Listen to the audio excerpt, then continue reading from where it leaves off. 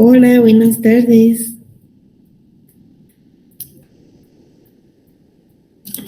Buenas tardes, licenciada. Hola, buenas tardes. Vamos a empezar por los comerciales. En primer lugar, no se les vaya a olvidar, por favor, que el día viernes 21 es nuestro segundo examen parcial, ¿verdad? Que fue reprogramado. Hola, Luis Fernando. Entonces, estar atentos. Yo de todas maneras se los voy a estar recordando. Hoy había pensado por un momento, dije, tal vez no les doy clases porque hay exámenes, pero examen mañana no tienen. Y además tenemos pues descanso el jueves. Entonces, lo podemos realizar bien el viernes 30, el viernes 21 y vamos a ver qué sucede, ¿verdad? La cosa es que no se nos vaya a olvidar que como no es jueves, uno piensa que no hay examen. Yo se los voy a recordar a través del chat, siempre les voy a mandar un recordatorio. Y como ustedes saben, pues se realiza en la plataforma Classroom, ¿verdad? Siempre se realiza en la plataforma Classroom. No está de más indicarles, compañeros, por favor, que no olviden su nombre y número de carnet, porque mire, ahorita aparece una compañera que no le aparece su nombre, su examen. Sí, Regina, ¿qué pasó? Regina. Buenas tardes, licenciada. Muchas gracias. Solo con una duda. ¿A qué hora estaría programado el parcial para el viernes? Porque yo asumo que el viernes tenemos clases normales también, entonces no sé a qué hora sería. No van a tener clases normales, porque Vale. ese examen fue reprogramado, ¿no? ¿Cómo va a tener clase y examen? No, eso Sí, por sí, eso sí, fue. esa era mi duda, que si y teníamos clases normales y teníamos un parcial, pero entonces ya estamos enterados que no hay inconveniente. Exactamente, y no fue Muchas gracias. reprogramado oficialmente, pues no es que lo esté reprogramando yo, fue oficialmente por la tal Vilma. ¿Cómo se llamaba la tormenta? Vilma se llamaba. Julia. Julia. No sé por qué le dije Vilma, ya le cambié el nombre. Por la tal Julia fue que se cambió. Bueno, ya vemos como 69. Buenas tardes, Lica. Hola, Lisette, buenas tardes. Ya no me acordaba de usted. De usted ya no me acordaba porque ya hace días que no teníamos clase. Como son casi 15 días de exámenes, ¿verdad? Pues miren, tenemos que darle porque fíjense que yo tengo entendido que haría mi calendario. Aquí está. Fíjense que el 20 pues perdemos una clase por el descanso, por el asueto. El viernes 21 lo reponemos por el examen. Luego tenemos clase el 25 y el 27 de octubre, martes y jueves.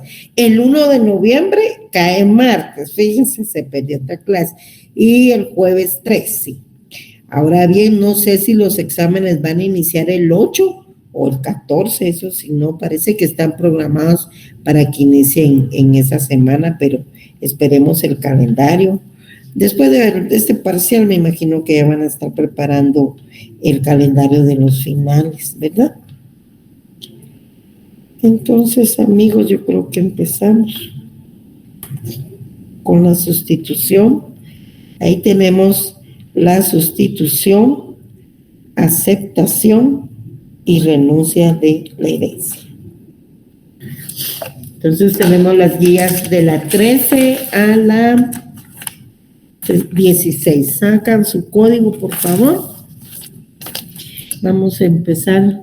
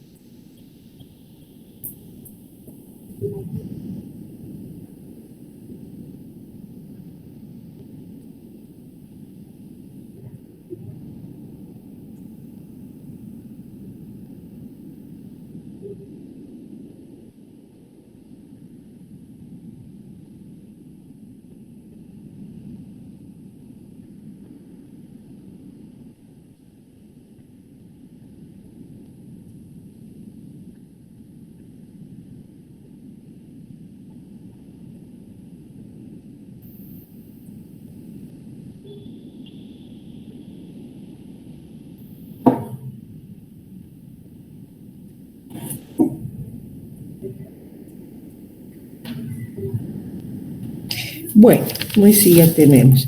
Tenemos nuestra. Fíjense que vamos a empezar con el tema de la sustitución hereditaria.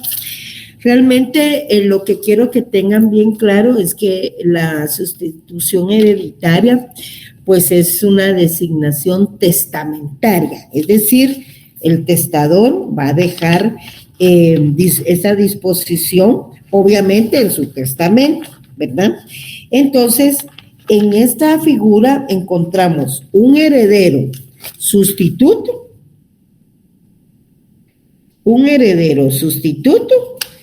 y un heredero instituido. ¿Qué es eso, verdad? ¿Qué es eso? Ahorita vamos. Un heredero sustituto y un heredero instituido, porque se llama precisamente sustitución hereditaria. Bueno, entonces repito, es la designación que hace el testador en un segundo sucesor para el caso en que el nombrado en primer lugar pues no quiera o no pueda aceptar la herencia, ya sea porque sea indigno o bien porque fallece antes, ¿verdad? En este caso pues se hereda solamente uno de los dos, eso es lo que quiero que tengan claro, hereda uno de los dos, no es que los dos sean herederos. ¿Por qué?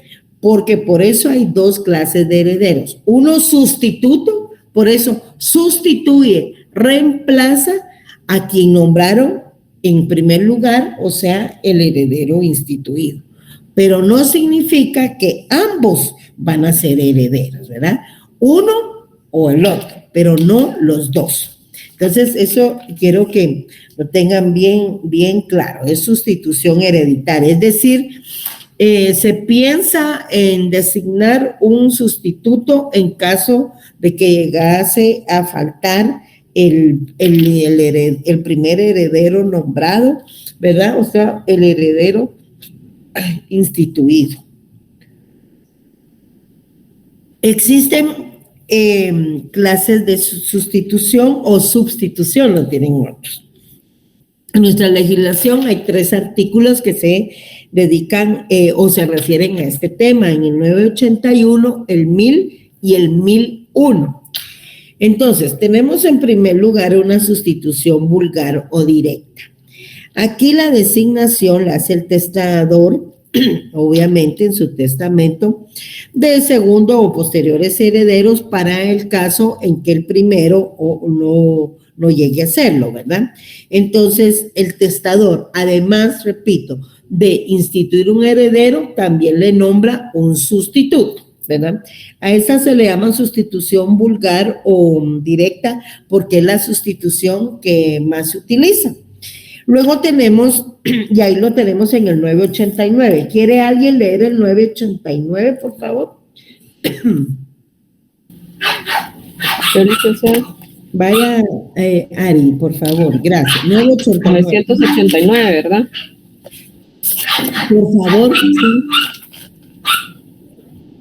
Dice artículo 989. No caduca la disposición testamentaria si el testador ha nombrado heredero sustituto para el caso en que el heredero instituido muera antes que él, o no quiera o no pueda aceptar la herencia. Exacto. Vale. Entonces, vieron ahí, desglosa las dos figuras. El heredero instituido es el heredero que se designó en el testamento, ¿verdad? En primer lugar. Pero puede designar un heredero sustituto que va a reemplazar en caso de que el heredero instituido pues fallece o no pueda aceptar la herencia o no quiera, ¿verdad? También. Gracias, Ari. Entonces luego tenemos una sustitución pupilar. En ese caso, en el caso de la sustitución pupilar, lo realizan los padres y demás ascendientes, pero para las personas menores de 14 años. Van previendo entonces que mueran antes de llegar a esa edad. Y también hay una sustitución ejemplar o cuasi pupilar.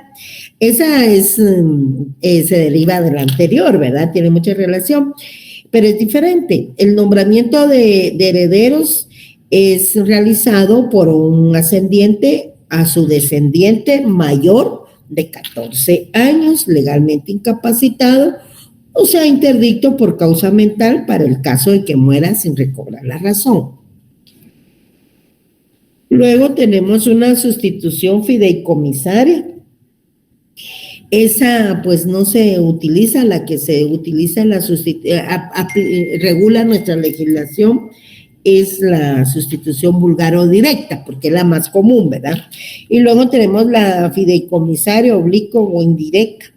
Pues aquí el testador ordena una doble o múltiple sucesión y establece que el heredero primeramente llamado conserve y transmita los bienes a un segundo y después a otros herederos posteriores para el caso del fallecimiento de uno cuando ocurra ese suceso. Aquí lo que hay en esta clase de sustitución hay varias personas llamadas sucesivamente en el tiempo de modo efectivo al disfrute de la herencia y la adquisición primeramente instituido, pues no es plena, ¿verdad? Aquí se constituye un fideicomiso, el fideicomitente constituye un patrimonio que se destina a fines lícitos y esa titularidad de la que transmite a los fiduciarios, ¿verdad?, para que se realicen los fines, ¿verdad? Por eso es que ustedes ven ahí que hay un testador, un heredero fiduciario y un heredero fideicomisario. El testador es el fideicomitente, o sea, quien constituye el fideicomiso. El heredero fiduciario es quien recibe en primer lugar a término la herencia y que ha de transmitir. Y el fideicomisario, pues, recibe la herencia con posterioridad del heredero fiduciario. Entonces, miren, esta es bien enredada porque hay varias, ¿verdad?, varias personas que se van transmitiendo la herencia, pero por fortuna no es aceptada en nuestra legislación civil. En nuestra legislación civil aparece la sustitución directa, ¿verdad? ¿Quién quiere ayudarme con la lectura del artículo 1000, por favor, y 1001? ¿Gusta le apoyo yo, licenciado? Bueno, Regina, y luego va Álvaro. Álvaro, me lees el 1001, por favor, y Regina el 1000, por favor. Muy bien, licenciada. Gracias. Regina, empieza. Artículo 1000. Si el testador instituye heredero o legatario hasta cierto día o tiempo determinado, no podrá el heredero retener los bienes hereditarios ni hará suyos los frutos, desde que pasen el día o tiempo señalados. Muy bien, gracias, Regina. 1001, Álvaro. Artículo 1001. Los bienes y frutos de que habla el artículo anterior pertenecerán en adelante al heredero instituido o a los herederos legales del testador. Muy bien, gracias. Entonces, esos 3 artículos se refieren a la sustitución hereditaria. Luego pasamos ya a nuestra guía número 14, ahí encontramos el tema de la aceptación, porque esos son 2 temas que vamos a ver, además de la sustitución, 2 temas más, que es la aceptación y la renuncia de la herencia. En la aceptación tenemos que debe existir una declaración por parte del heredero, ya sea en forma expresa o tácita, que hace el sucesor, indicando que toma la herencia. Entonces, tienen ahí su definición: declaración expresa o tácita que hace el sucesor o el heredero del autor de tomar para sí la herencia con los derechos y obligaciones que supone dicha sucesión. No olvidemos que en la transmisión, pues no solo se suceden derechos o bienes, sino que también bienes, derechos y obligaciones, especialmente cuando la sucesión es a título universal, ¿verdad? Porque ahí en el título universal, pues la transmisión del patrimonio es en bloque, bienes, derechos y obligaciones. En cambio, cuando es a título particular, entonces ya están determinados los bienes y la persona específica quien va a suceder, ¿verdad? O a quién se le va a transmitir. En el artículo aquí 1026, pueden buscar su artículo 1026, por favor. Encontramos capítulo sexto de la aceptación y de la renuncia de la herencia. Y en el artículo 1026 encontramos clases de aceptación. Ahí pueden hacerle ustedes una anotación a la par, clases de aceptación. Y luego tenemos que hay dos clases según en este capítulo. Tenemos una aceptación expresa y una aceptación tácita. ¿Qué pasa con la expresa? Pues en la aceptación expresa se manifiesta ante el juez, ¿verdad? O se pide la posesión de los bienes, o bien se utiliza la calidad o título de heredero en instrumento público, ¿ya? Es decir, en una escritura, por ejemplo, los instrumentos públicos son los que autorizan también los notarios. Un ejercicio. Bueno, y también hay una aceptación tácita. Esa aceptación tácita se da cuando el heredero entra en posesión de la herencia o bien realiza algunos actos para los cuales no tendría derecho si no fuera heredero.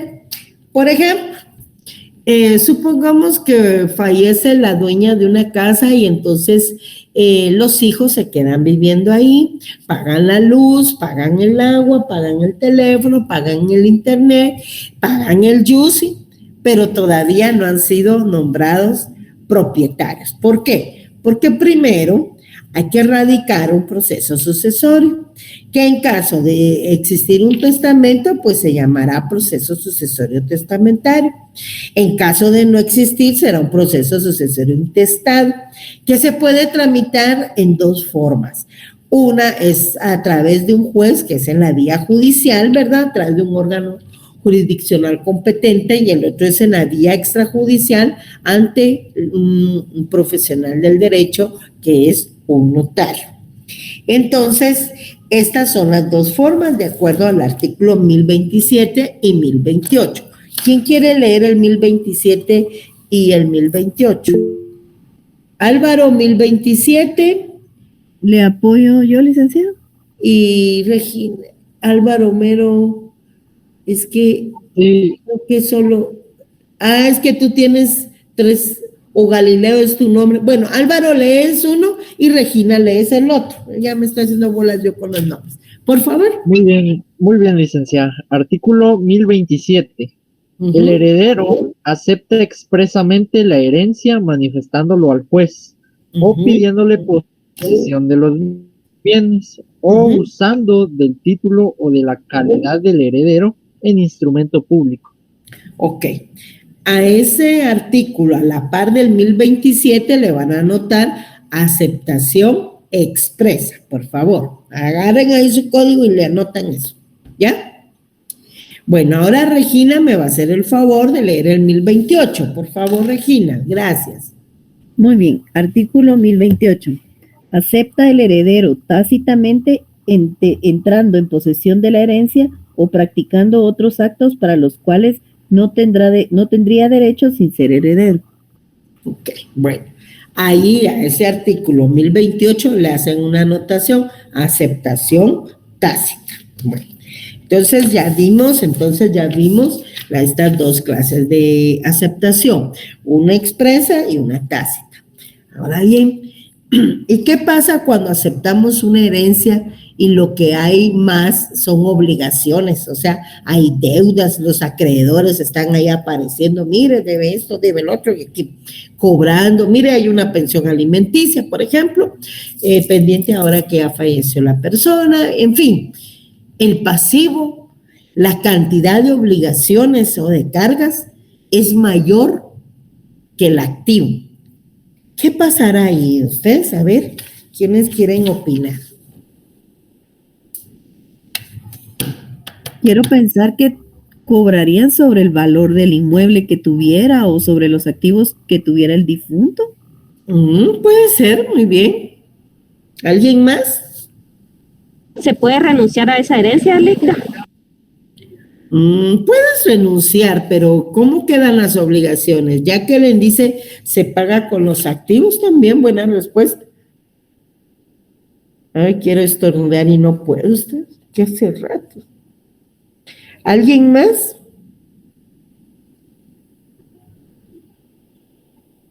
El pasivo es superior al activo. ¿Será que van a afectar tu patrimonio como heredero? No muchos están en clase, ¿verdad? Solo habemos 4. Siempre hay 4 o 5. ¿Será que aplica lo de los bancos, licenciada, que al fallecer la persona no hereda deudas? Pero no creo, ¿verdad? Pero no sé. Pero puede ser, ¿verdad? Puede ser una posibilidad. Puede ser una posibilidad, exacto. Entonces, Hasta que no estén a nombre de los herederos, sí podrían hacer algo en contra de las propiedades, ¿verdad, Lic? no creo. ¿Qué pasa, güey? Miren. O sea, los herederos podrían hasta donde alcance la deuda, o sea, por lo que dice el artículo. Hasta donde alcance la deuda, ¿no? Porque hasta donde alcancen los bienes de esta. El artículo ahí sí podría ser. Vamos con el artículo 920 y ahí nos van a indicar, ¿verdad? Artículo 920. ¿Quién lo quiere leer, por favor? Yajaira, por favor. Pongan atención. Ok, artículo 920 dice responsabilidad limitada de los herederos. El heredero solo responde de las deudas y cargas de la herencia hasta donde alcancen los bienes de esta. Miren qué interesante. 920. El heredero, fíjense. Pero ahí falta un párrafo, licenciada. Sí, perdón, falta la otra parte. ¿Será que no la tienes? Bien. El legatario solo responde de las cargas que expresamente le imponga el testador. Ok, muchas gracias. Gracias, Regina, por la observación. Vean, ese 920 tiene 2 párrafos y se refiere tanto a la transmisión a título universal como a la transmisión a título particular, ¿verdad? Ya vimos que cuando hablamos de la transmisión a título universal estamos hablando de la herencia y que ahí se transmiten los bienes, derechos y obligaciones que no se extinguen con la muerte. Pero cuando la sucesión es a título particular, ahí está bien especificado el bien y la persona, ¿verdad?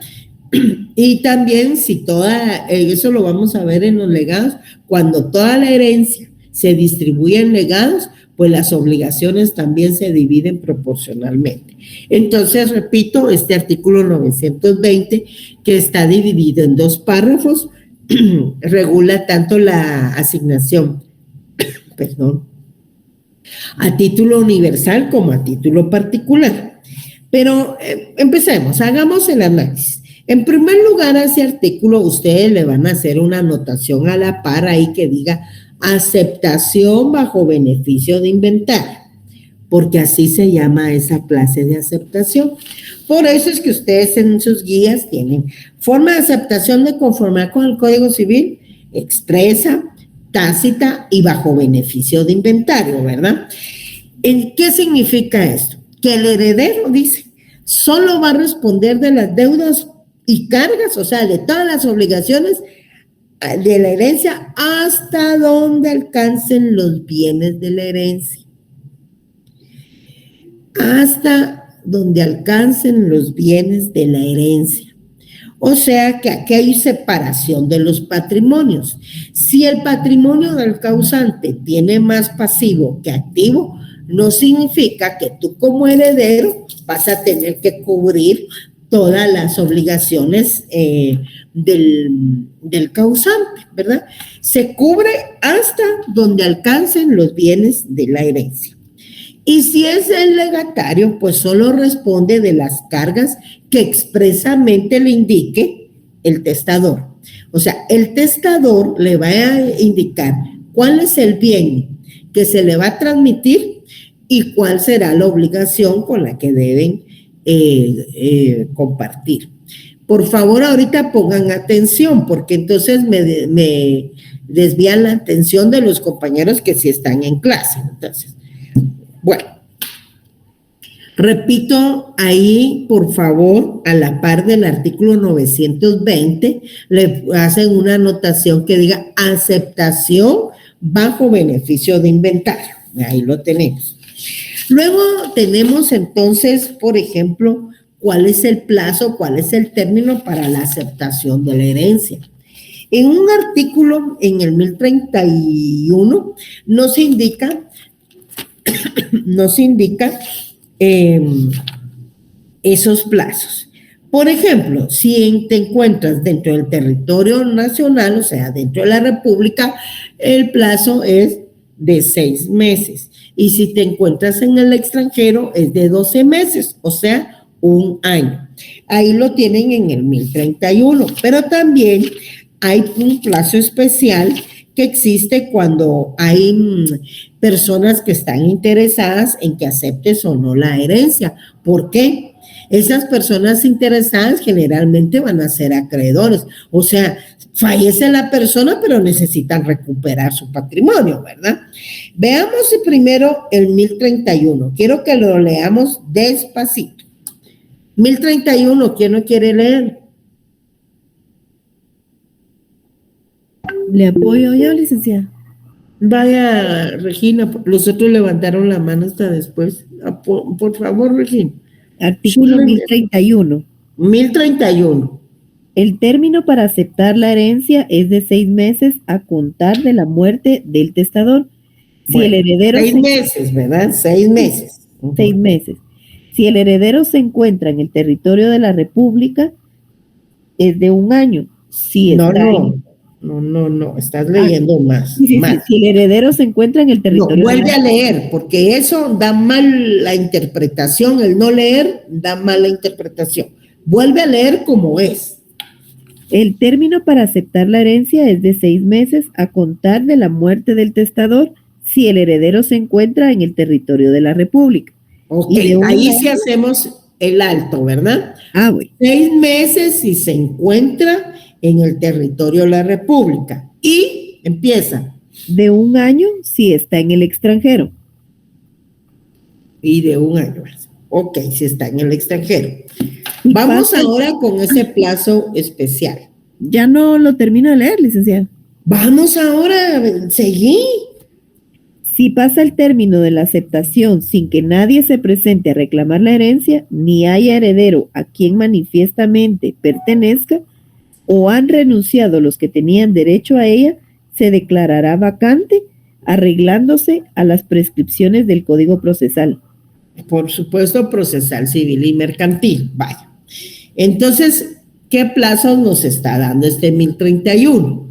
Nos está indicando que de 6 meses si te encuentras en el territorio nacional, de 12 meses si estás en el extranjero. ¿Y qué pasa ahí?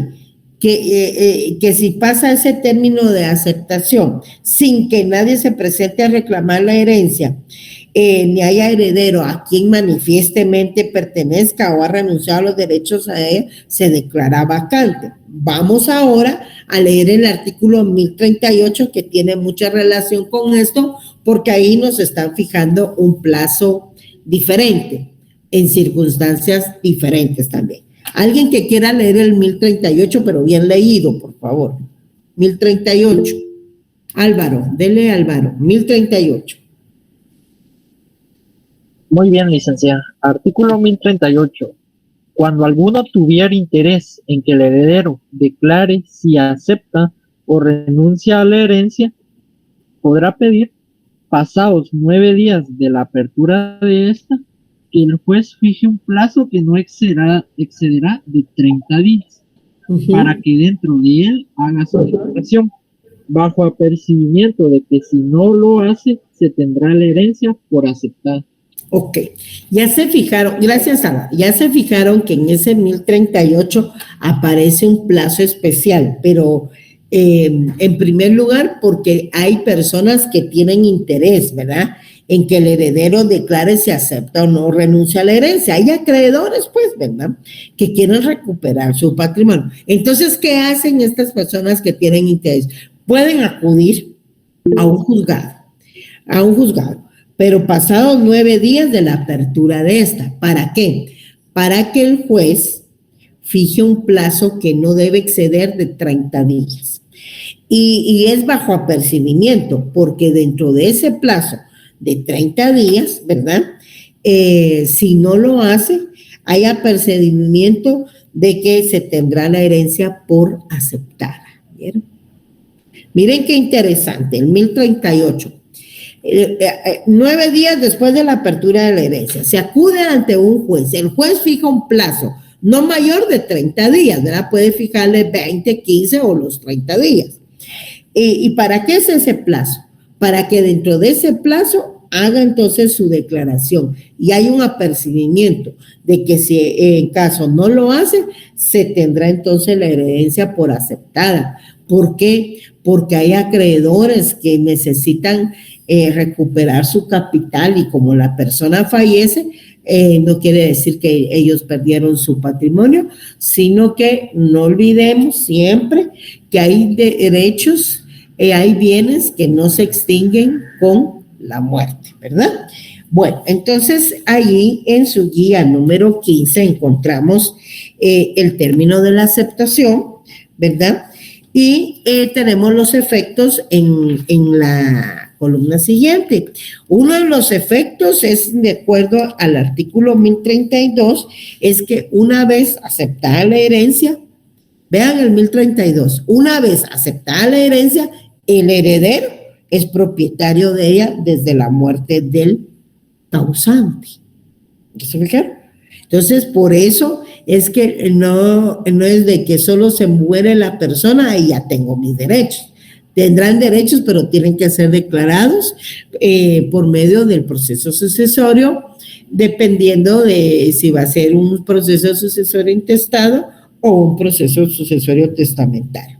Y son suyos los frutos y las ganancias y pérdidas de los bienes hereditarios. ¿Por qué? Porque es para bienes, derechos y obligaciones, ¿verdad? Luego tenemos, en el 1029, tenemos que la herencia instituida a favor de personas jurídicas, a favor de personas menores de edad, a favor de personas incapacitadas, entonces debe esa aceptación de la herencia debe ser por medio de sus representantes legales. Artículo 1029, ¿verdad? Entonces, ese se complementa con el 1032, en donde claramente nos dice que al aceptar la herencia, entonces el heredero es propietario. Subrayen eso, por favor, porque eso es bien importante para que sepan cuándo entonces se tiene la propiedad de la herencia. En la guía número 16, compañeros, ya encontramos la renuncia. Cuando una persona renuncia a la herencia significa que rechaza la misma, que no la acepta, ¿verdad? Ya sea la herencia o el legado, ¿verdad? A título universal o a título particular. Entonces, es un acto mediante el cual una persona rechaza o no acepta una herencia o un legado que le corresponde. Obviamente tiene el derecho. A diferencia de la aceptación, en el caso de la renuncia, esta solo puede ser expresa, ¿verdad? Y por escrito, ante el juez o ante el notario que autoriza la escritura pública, ¿verdad? Dependiendo si se está tramitando en forma judicial o en forma extrajudicial. Vean ahí el 1034, segundo párrafo. En 1034 también tiene 2 párrafos. La renuncia debe ser expresa y hacerse por escrito ante el juez o por medio de escritura pública. Y repito, la renuncia solo es expresa. Ahí no aplica tácita y tampoco aplica bajo beneficio de inventario. Solo la aceptación es bajo beneficio de inventario. El plazo, según el 1034, es el mismo de la aceptación y renuncia, el mismo de la aceptación para el caso de la renuncia. Por eso nos indica el 1034. Vean ahí, el término para renunciar a la herencia es el mismo que el de la aceptación. ¿Y cuál dijimos en aceptación? A ver si se recuerdan porque lo acabamos de leer. Aló, ¿están en clase? 30, 6 meses o un año, Ligda. Pero ¿en qué caso 6 meses? 6 meses si está en la República, un año si está en el exterior. Muy bien, muy bien. Entonces sí se les quedó. Eso lo tienen allá en el artículo 1031 que se refiere a la aceptación, ¿verdad? Y el 1034 nos está diciendo que es el mismo que de la aceptación. Por eso a ese artículo 1034 le hacen una anotación ahí, ver artículo 1031, porque ahí es donde están los plazos. Bueno, ¿qué efectos tiene el renunciar, rechazar o no aceptar una herencia? Vean el 1035 y tienen un efecto. La renuncia de la herencia solamente no priva al que la hace reclamar de los legados, de reclamar los legados que se le hubieran dejado, ¿verdad? Porque está renunciando a la herencia, pero no la priva de ¿qué? Que al que la hace de reclamar sus legados. Bueno, luego en el 1036, ahí van anotando, efecto. En el 1036 tenemos que el acreedor del heredero o legatario que renuncia a la herencia o al legado puede reclamar la parte que cubra su crédito, ¿verdad? Porque el acreedor, como les vuelvo a indicar, necesita recuperar su patrimonio, ¿verdad? Y no olvidemos siempre que hay derechos, hay bienes, pero hay obligaciones que no se extinguen con la muerte. Ahí me morí, ahí terminó. No. Hay obligaciones que no se extinguen con la muerte. En el 1037 también le vuelven a anotar ahí efecto. El que es llamado a una misma herencia por testamento o intestado, si renuncia a una, se entiende que renuncia a las dos. Entonces hay que tener cuidado. Recuerden que eso aplica porque nos está hablando de una herencia por testamento o un intestado, o sea, una sucesión mixta, ¿verdad? Ahí es porque hay parte testada y parte intestada. En el 1039 y 1040 tenemos la renuncia de la herencia en perjuicio de los acreedores. Si el heredero renuncia a la herencia en perjuicio de sus acreedores, pueden estos, o sea, los acreedores, siempre que sus créditos fueran anteriores a la renuncia, pedir al juez que los autorice para aceptar en nombre de aquel. Por eso está ese plazo de los 9 días y de los 30 días como máximo para aceptar la herencia. ¿Por qué? Porque hay deudas. Y alguien puede decir, ay, como hay deudas, mejor ni acepto. No, ahí sí lo plazo. En este caso, la aceptación solo aprovechará a los acreedores hasta el monto de sus créditos, correspondiendo el exceso, si es que en caso lo hay, ¿verdad?, a los herederos que sean llamados por la ley. Ahí nos habla de una intestad. El que deba entrar a la posesión de la herencia por la renuncia del heredero puede oponerse a que la acepten los acreedores pagando a estos los créditos. Primero hay que pagar que tengan contra el que renunció.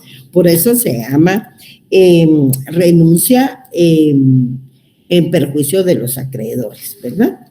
Ahora bien, cuando la renuncia de la herencia es dejada a menores o incapacitados, esta debe realizarse con aprobación judicial e intervención de la Procuraduría General de la Nación, como lo regula el artículo 1029 en su último párrafo. Vean esto. 1029, último párrafo. La renuncia de la herencia dejada a menores e incapacitados deberá hacerse con aprobación judicial, porque recuerden, son bienes de personas menores, niñas, niños, niñas o adolescentes.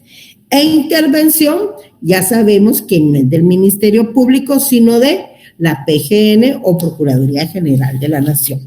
Bueno, ahí hemos terminado el tema para hoy. Ahora sí, pregúntenme, por favor, pregunten. Ya terminé. ¿Hay alguna duda en cuanto a esto? Ahorita sí ya no se interrumpe. Cuéntenme. Licenciada, un par de preguntas. Dime, Lisette. Cuando usted dijo que los acreedores pueden pedir que se acepte la herencia, que sea aceptada la herencia. Leímos el artículo, ¿verdad? Sí, leímos el artículo. Pero mi pregunta es, ¿estas diligencias en qué juzgado se llevan? ¿En primera instancia, en paz civil? No, en instancia civil.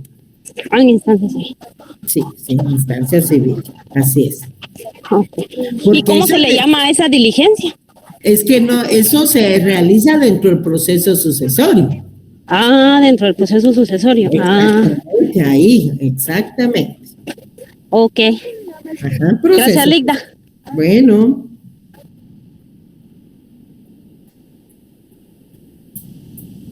¿Ya?